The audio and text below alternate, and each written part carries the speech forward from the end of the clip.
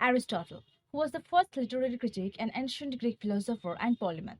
He was the tutor of Alexander the Great. He founded his school in Athens in 335 BC, named Lyceum. He was a great student of Plato for 20 years, but he did not agree with some of Plato's contention.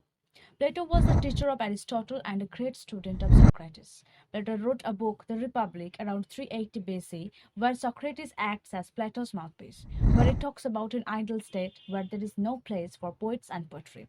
Plato said, poetry is nothing but an imitation, and the poet is an imitator. And Aristotle disagreed with Plato's argument, and to defend poetry and poet, Aristotle wrote Poetics. And Aristotle agreed with Plato that a poet is an imitator and believed that there is a natural pleasure in imitation. For Aristotle, it is an imitation of the real world, while for Plato, it is an imitation of vulgar world. According to Aristotle, poetry is the art of expressing life through imitation, and imitation is closely related to human life. As a moralist, Plato claimed that poetry has no place in education because it is immoral and harmful, and it has a very bad influence intellectually, morally, and emotionally. Where Aristotle said that poetry has to be admired because it has a good and healthy effects on humans. He defends the necessity of poetry. Plato, in his The Republic, Book 3 and 10, he addresses the problems of the poets. He said that a poet, like a painter, who creates the illusion of reality by holding a mirror around his surroundings. As a painter deceived through the color of illusion, so a poet deceived through the illusion of feelings to produce a disordered view of life. And when a reader overstayed in this illusion, he loses the balance of his mind.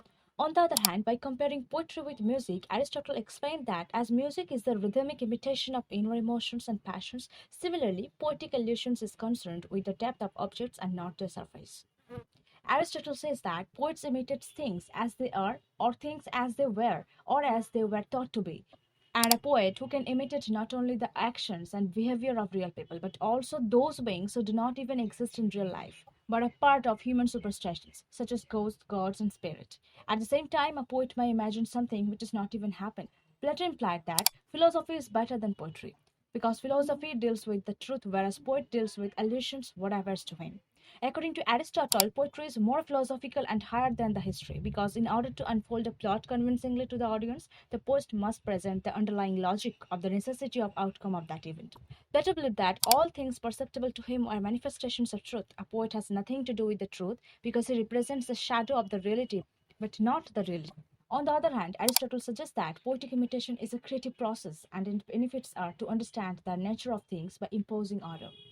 Plato said, poetry appeals to the emotions and not the reason. Poetry feeds the passions and let them rule us. But according to Aristotle, everyone has a bad experience of fear and sadness in their life, and if they accumulate, they become harmful to the soul.